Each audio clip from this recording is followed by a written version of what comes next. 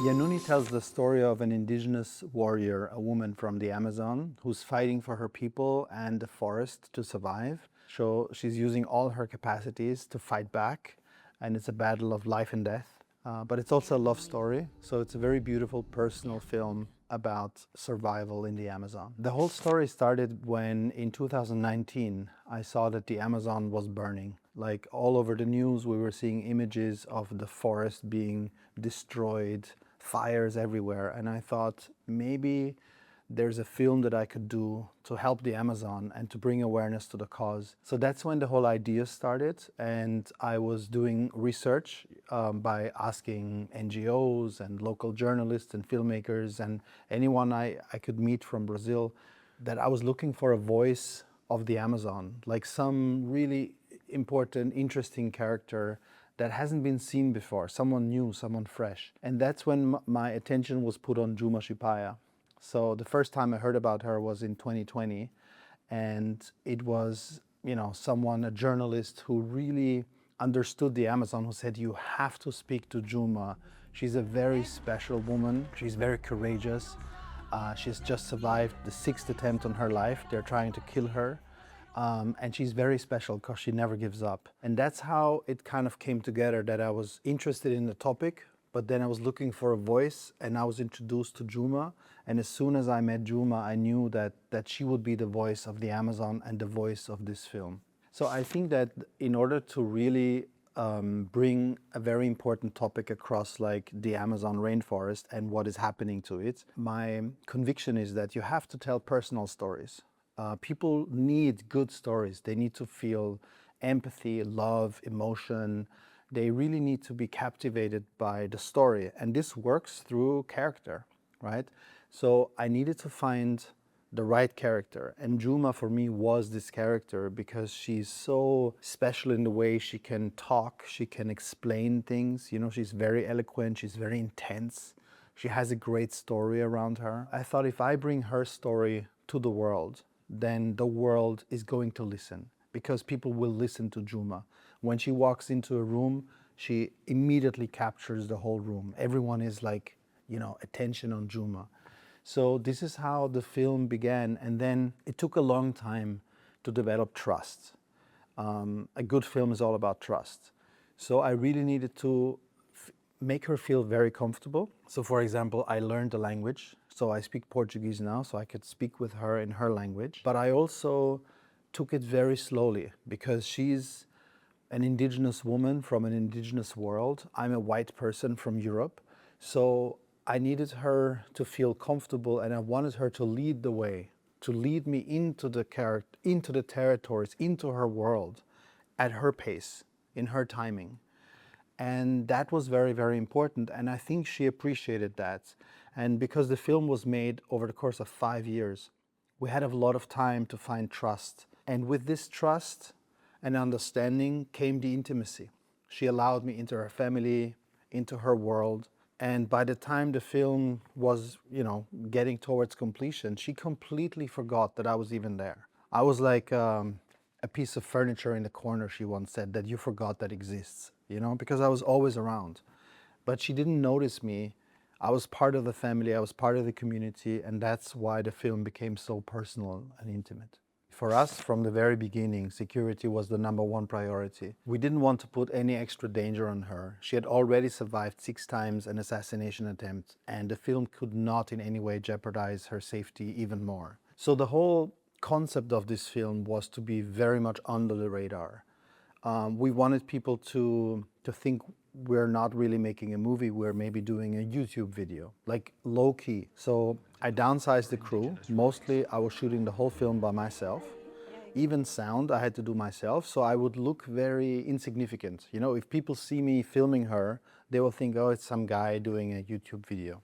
And that's the whole concept. But behind the scenes, there was a whole security operation going on. So we had advice on how to handle social media, how to handle being seen in public, how to handle any way of communication that could kind of jeopardize her safety by revealing location or our plans, So the whole concept from the beginning was to be very, very cautious and take it slowly, And also, for me, the most important was not my security, but her security, her family's security. And by making sure that she's safe, that also meant that I would be safe or the crew would be safe, because the whole concept was, don't be noticed, don't talk about it, just make the film in the smallest possible way. So only when the film comes out, that's when we would reveal the full extent of the film.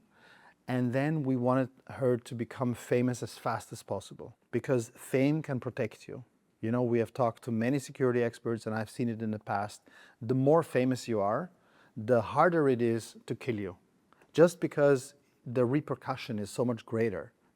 I don't want to say that that's safe, but it's definitely a concept of safety. So that's why we did very big premieres, a lot of festivals, a lot of social media.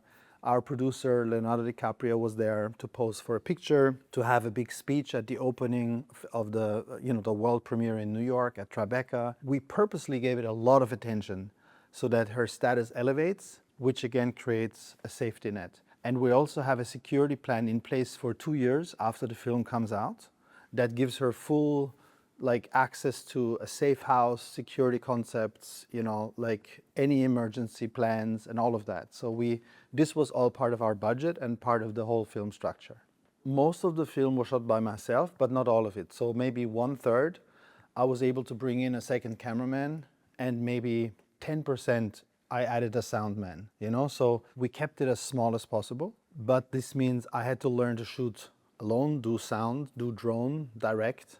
But you learn and do it, and I've been doing this for 30 years, so it was like a concept of learning, but we managed pretty well. So the film has toured around the world. I think we have been at more than 45 film festivals right now, and it's been a very big success. It won many awards and was all over the news and the media. The experience is that the film is perceived internationally very well. It's a very international film. It's not a film that only works in Europe or the US or Latin America. It works globally. And I think this happens because Juma is a universal human being. Her empathy comes across the screen, no matter the fact that she speaks only Portuguese. It doesn't matter. You can feel the intensity, the emotion, and you connect with her.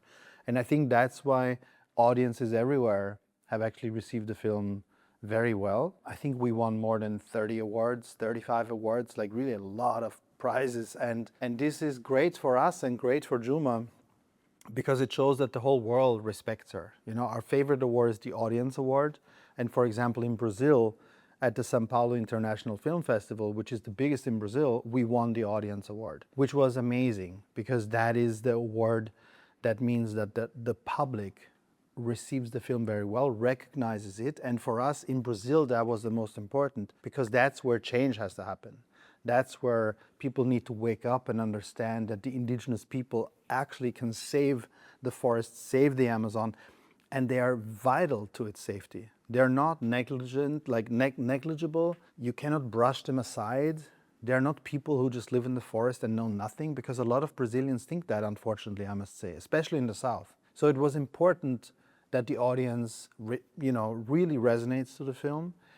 And we were very happy to see that internationally it works. Now for France, look, there was I've always seen a lot of interest of French people for Brazil and the Amazon. There's been a lot of films from France about the Amazon. So I think it's a topic that will connect very well with the public. I hope so. And what I really hope also is that the French people, if they want to support Juma or support the forest, that they understand that there is someone called Juma Shipaya, who has her own institute called Juma Institute, who's really doing amazing work in the Amazon. So if they want to support her, they can directly donate money to her or volunteer work, or just elevate the profile of Juma Shipaya and her institutes across France, because they need really every help they can get, because right now the situation is as bad as it ever was, and they really need support.